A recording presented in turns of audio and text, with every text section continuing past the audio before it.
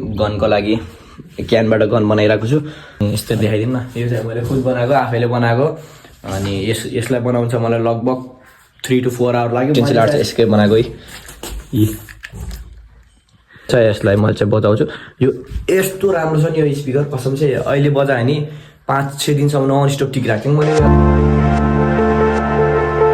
So hello welcome back to my channel Shiv बोल back with another blog.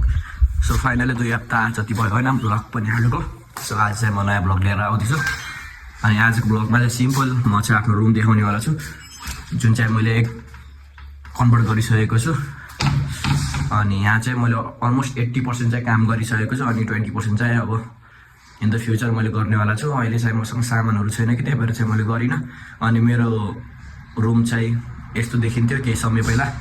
मसँग पुरै भिडियोहरू छैन तर मसँग क्लिपहरू छ, त्यो हेरेर मैले रुम चाहिँ मैले कसरी बनाएँ अनि त्यो चाहिँ मैले सर्ट्समा हाल्छु भनेर बनाएको थिएँ कि, तर अब केही छैन, भिडियो बनाउनु मन थिएन तर भिडियो बनाइहालौँ अब रुम बनाइसकेपछि भनेर चाहिँ मैले अब कुनै सर्ट्सहरू बनाएको छु। त्यो सर्ट्सहरू हेरौँ अनि त्यसपछि रुम देखाउँ।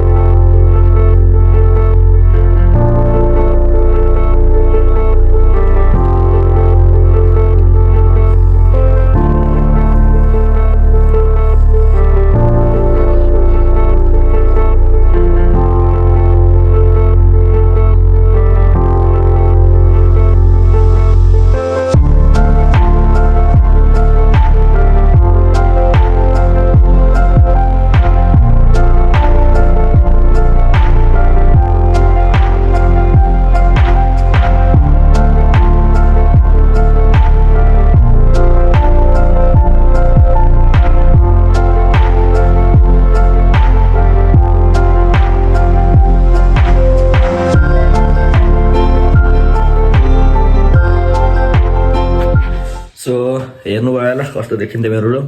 अनि अहिले चाहिँ मेरो रुम यस्तो देखिन्छ।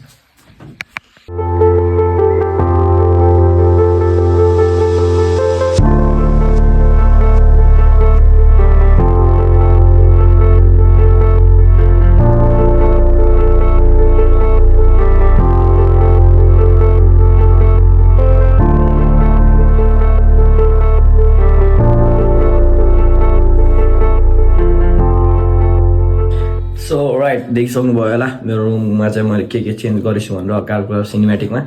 अनि त्यही नै हो, मैले के रुममा चेन्जेस गरेँ अनि मैले चाहिँ कुन आफैले गरेँ अनि कुन चाहिँ मान्छे लगाएर गरेँ। मान्छे लगाएर चाहिँ मैले केही पनि काम गरिनँ। यो जे पनि छ यो पेन्टिङदेखि लिएर यो पछाडि स्टेन्सिल आर्टदेखि लिएर अनि बाहिर जाली हान्नेदेखि लिएर इच एन्ड एभ्रिथिङ, यो तलै यो म्याट बिछाउनेदेखि लिएर एभ्रिथिङ इच एन्ड एभ्रिथिङ सबै कुराहरू चाहिँ मैले आफैले गरेको, किनभने मलाई यस्तोमा इन्ट्रेस्ट छ। So that's why. अनि अहिले चाहिँ सुरुमा कुरो गरौँ, यो चाहिँ मैले ब्लू टाइपमा पेन्ट गरेको छु कि आफ्नो रुमलाई पुरा। अनि यसको चाहिँ मलाई लगभग 2000 पर्यो, लगभग के भन्नु 2000 नै पर्यो। अनि यसमा चाहिँ ब्रसहरू लिएर आउँदा चाहिँ मलाई अलमोस्ट 2500 नेपाली रुपिस पर्यो। मैले चाहिँ इन्डियाबाट ल्याएर आएको अनि त्यही भएर चाहिँ नेपाली रुपिस भनेको। अनि तल गयो म्याट पनि मलाई अलमोस्ट 1300 रुपिस पर्यो। त्यसपछि इन सब चाहिँ मैले अफलाइनै अर्डर गरेको। त्यसपछि चाहिँ यो लाइट पनि मैले अफलाइनमै अर्डर गरेको, अफलाइनबाट किनेर लिएर आएको कि यो चाहिँ मलाई लगभग 500 रुपिस पर्यो। तर एज एक्सपेक्टेड छैन कि यो, मलाई मेरो चित्त बुझेको छैन, किनभने मैले अनलाइनबाट पनि मगाएको छु। अनि भाइको लागि त्यो भाइको आयो, भाइको हामीले चेक पनि गऱ्यौँ, त्यसले यति कभर गरिदिन्छ कि यति यो लिएर यति कभर गरिदिन्छ। तर यो यति कभर गर्न पनि आधी छ त्यहाँनिर, त्यही कुरा हो। यो मेरो यसलाई इग्नोर गर्नु है, यो मेरो सामान हो। मैले यसमा चाहिँ उयो गरिरहेको छु कि यो गनको लागि क्यानबाट गन बनाइरहेको छु। अनि अहिले चाहिँ मैले कफी खाइरहेको छु कि कफी खाँदै अनि हल्का रुमसुम देखाइदिउँ भनेर लागेको। अनि यो चाहिँ मेरो स्टेन्सिल आर्ट है, यो चाहिँ मैले खुद बनाएको।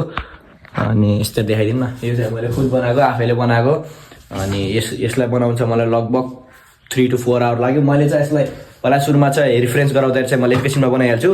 रिफरेन्स बनाउनु चाहिँ मलाई त्यति अप्ठ्यारो लाग्दैन कि मैले 15-20 मिनटमा यो रिफरेन्स बनाइहालेँ। तर मेरो कामहरूले गर्दा चाहिँ मलाई यो पेन्टिङ गर्न चाहिँ मलाई एकदमै धेरै टाइम लाग्यो। पेन्टिङ गर्ने फेरि यता काम गर्ने फेरि पेन्टिङ गर्ने यता काम गर्ने गर्दा चाहिँ मलाई टाइम लाग्यो। यो चाहिँ मैले आफैले बनाएको। अनि यस्तै चाहिँ सेम मैले अब भाइको रुममा पनि बनाउनेवाला छु, त्यसको ब्लग पनि सुनाउँदैछु। मैले चाहिँ यसको मात्रै यस्तो गराएको मात्रै स्टेन्सिल आर्ट गराएको मात्रै, तर यही गराउँछु भन्ने छैन, तर अरू गराउँछु केही न केही यस्तो स्टेन्सिल आर्टहरू। अनि भाइको रुममा गराउनेवाला छु, त्यो पनि सुन हामीले हेर्न पाउने देख्न सक्नुहुन्छ हजुरले यही च्यानलमा। 2-3 दिनपछि अब यो भ्लग पछि के थाहा हुन पनि सक्छ, किनभने म त्यसमा अब काम गर्नेवाला छु छिटै। अनि माथि देख्न सक्नुहुन्छ हाम्रो यहाँ आकाशुकीको पोस्टरहरू। यहाँ लगभग कतिवटा छ, 1 2 4 6 8 10 11, यहाँ 11वटा। अनि यहाँ 2टा। मलाई चाहिँ सबै यसको बारेमा सबै थाहा छ। मैले चाहिँ के भन्ने भने यता 2टा अनि एउटा चाहिँ भनेर आकाशीको राखेको छु मैले। अरे चार्जर खसाल्थ्यो यार। मैले चाहिँ त्यो स्टेन्सिल आर्ट चाहिँ यसकै बनाएको है। सानो छ तर चकचक बोध गर्छ। यो चाहिँ मैले अनलाइन अर्डर गरेको। मैले चाहिँ लाइफमा पहिलोचोटि अनलाइन अर्डर गरेको भनेको यही हो। अनि यो चाहिँ मलाई लगभग 500 रुपिसको पऱ्यो। अनि डेलिभरी चार्ज गरेर 161 एड गर्नु, त्यसमा 160 जति एड गर्नु। अनि त्यति नै पऱ्यो। अनि यो पनि देखाइदिइहालौँ। आयो अब स्पिकर। यो चाहिँ एमा चाहिँ मैले समुराई बनाएको छु कि, तर यो चाहिँ यति नराम्रो देखिरहेको छ कि अहिले। मैले चाहिँ एमा चाहिँ पहिला होइन, एमा चाहिँ यो जुन स्पिकर छ, यो स्पिकरमा चाहिँ यो बिग्रेको हो। मलाई चाहिँ दाइले लगेर चाहिँ आफै बना भन्नुभयो। अनि मैले चाहिँ यसलाई बनाएँ, रिपेयर गरेर चाहिँ यसलाई मैले चाहिँ बजाउँछु। यो यस्तो राम्रो छ नि यो स्पिकर, कसम चाहिँ अहिले बजाएँ नि 5-6 दिनसम्म नन स्टप टिकिरहेको थियो। मैले यसलाई अलमोस्ट यो मसँग भएको अलमोस्ट 10 दिन भइसक्यो होइन, यो मसँग छ 10 दिनदेखि। मैले यसलाई 10 दिनमा सिर्फ एकैचोटि चार्ज गर्छु, त्यही पनि मसँग यसको चार्जर छैन। तर भाइले जब चार्जर लिएर आयो त्यो बेला मैले एकैचोटि लाइफमा एकैचोटि चार्ज गरेछु यसलाई। अहिलेसम्म यसले ब्याट्री लो ब्याट्री भनेर भने छैन कि, त्यति राम्रो छ कि। तर यसको यो समुराई चाहिँ जुन मैले बनाएको छु यो यति राम्रो देखिरहेको छैन। पहिला हेर्नु न, यसमा मैले सेतोले गरेको थिएँ। वरिपरि देख्नुहुन्छ बोर्डहरू सेतोले, भित्र सेतोले गर्दा क्या दामी देखिरहेको थियो। फेरि मलाई लाग्यो कि कालोले पछि गएर कालोले पुरै छिक्दिन्छ त्यो सेतोलाई भनेर चाहिँ मैले यो निलो कलर गरेको। निलोले पुरा बत्तर बनाइदियो। अहिले चाहिँ मलाई रिग्रेट भइरहेको छ यो यस्तो देखेर। तर यसको आवाज फेरि खतरा खाले। सुन्नुमा Welcome to Nevada Music World. Bluetooth mode. यसको चाहिँ खतरा। अनि यो चाहिँ हामी दुईजनाको चाहिँ फोटो फ्रेम। त्यो फ्रेम चाहिँ मसँग अलरेडी थियो। अनि मैले चाहिँ यो पोस्टरमा आएको 200 मा बनाएर लिएर आएको अफलाइन गएर, त्यही नै हो। अनि यो कार्पेटहरू पनि सब मैले आफैले बिछाएको, सबै रुमहरू आफैले बनाएको। बाहिरको यो जाली यहाँ नयाँ जाली हालेको छु, त्यो पनि सब आफैले गराएको। अनि यो गराउँदा चाहिँ मलाई अलमोस्ट 5-6 जति खर्च लाग्यो, 5000-6000 जति खर्च लाग्यो। त्यही नै हो। अरू केही बाँकी छ भने पनि देखाइदिउँला। सो यही सब थियो मेरो रुममा होइन। अनि अहिले चाहिँ अब केही रिमेनिङ कुरा छ। मैले चाहिँ मेरो रुम 80% भनिरहेको थिएँ नि त। अनि 20% जति चाहिँ अब मैले चाहिँ यसमा फ्रेमहरू हाल्नेवाला छु। यो सिङ्गल फ्रेम भएर चाहिँ अलि खाली देखिरहेको छ कि, तर मैले यहाँ चाहिँ पुरै मैले फ्रेमहरूले यस्तै फ्रेमहरूले 2जनाको फ्रेमहरूले चाहिँ कभर गर्नेवाला छु। पछाडि देख्नु सक्नुहुन्छ ब्याट। यो चाहिँ साइन ब्याट हो। कसको ब्याट हो साइन गरेको, पछि भनौँ ल कुनै दिन चान्स मिलेपछि। अनि मैले चाहिँ यस्तो यो पुरा यो होल साइडहरू पुरा यो 4 कुनेमा चाहिँ एउटा लाइट ल्याएर हाल्नेवाला छु। मैले चाहिँ यो रुम बनाउने भन्दा अगाडि पनि एउटा लाइट ल्याएर हालेको थिएँ कि, तर त्यो चाहिँ यति हेभी त्यो खसिहाल्ने क्या, फेरि टाग्ने फेरि खसिहाल्ने त्यो भएर चाहिँ मैले त्यो फालिदिएँ। अनि मैले चाहिँ सुन अर्को त्यही कलरमा लिएर आउँछु, ब्लू कलरमा, तर अर्को लिएर आउनेवाला छु। त्यही नै हो। अनि अरू के बच्चा छ हाम्रो यहाँ रुममा गर्ने जस्तो लाइकको। अनि मैले चाहिँ यहाँ पनि छ यत्रो धेरै स्पेस। अब इफ मलाई मन पऱ्यो भने चाहिँ मैले आफ्नो युट्युब च्यानलको नाम लेख्नेवाला छु, जस्तो मैले यहाँ लेखेको थिएँ पछाडितिर। अहिले चाहिँ मैले स्टिकर डालेछु कि, अनि किनभने त्यो साइडमा चाहिँ अब मैले चाहिँ ढोकाबाट यस्तरी खोल्यो नि त। अब यस्तो ढोकाबाट यस्तरी आयो भने त आँखा जाने भनेको सिधा यो दिवालमा हो नि त। यो दिवालमा आँखा जाने हो। अनि त्यहाँ चाहिँ मैले इफ मलाई चाहिँ एक दिन फुर्सद भयो भने चाहिँ मैले आफ्नो युट्युब च्यानलको नाम लेख्नेवाला छु।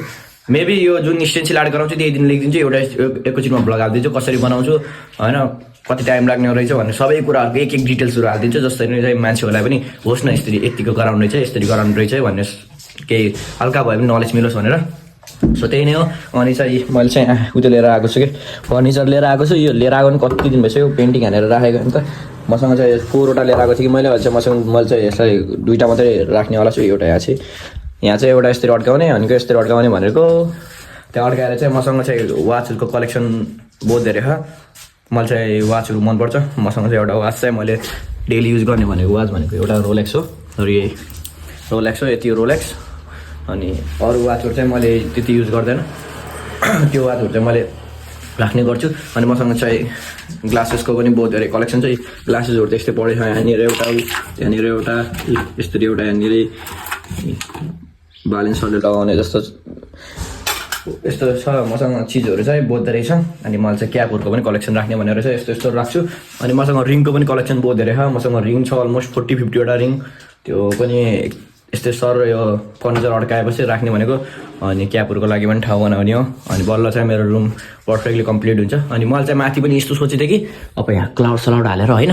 कसरी युट्युबरहरूले गराउँछ हो त्यस्तो गराउने सोचिरहेको थिएँ कि तर हामी नेपालगञ्जमा बस्छौँ नेपालगञ्ज भनेको सबैभन्दा गर्मी ठाउँ अहिले त जाडो महिना छ र सकिन्छ बस्न गर्मी महिनामा त बिना पङ्खा चलाएर त मरिन्छ के भएर चाहिँ मैले यो प्लानलाई क्यान्सल गरिदिएँ इन द फ्युचर कहिले अब गराइहाल्न मन लाग्यो मन नै मानेन भने चाहिँ गराउन नत्र भने त्यत्तिकै छोडिदिन्छु मलाई त त्यति मन त छैन अहिले यस्तो यहाँ क्लाउडाले यस्तो पुरा क्लाउडाले कस्तो गराउँछ नि युट्युबरहरूले दामी गराउँछ नि हो त्यही हो त्यस्तै गराउने भन्ने सोच पनि थियो त्यो चाहिँ मलाई फ्रीमा दिएको कि यो मगाएकोबाट मैले यो चाहिँ दराजबाट मगाएको सबैको लिङ्कहरू चाहिँ म डिस्क्रिप्सनमा पनि हालिदिन्छु मैले चाहिँ जुन जुन अनलाइन अर्डर गरेको त्यसको सबैको लिङ्क डिस्क्रिप्सनमा हालिदिन्छु अनि सुन भेटौँला अर्को ब्लगमा मेबी स्टेन्सिल आर्टको नत्र भने आर्टको ब्लगमा चाहिँ भेटौँला किनभने मलाई चाहिँ अहिले आर्ट गर्नु मन लागेको छ के थाहा चाहिँ गराइदिन्छु कि सो दर ब्लग साइन कप टिल द न्यू ब्लग विषय राइट से बाई बाई गाइज इन्ट्रो पनि भन्ने बिर्सेँ भ्याइनेवाला पनि भिन्न बाई बाई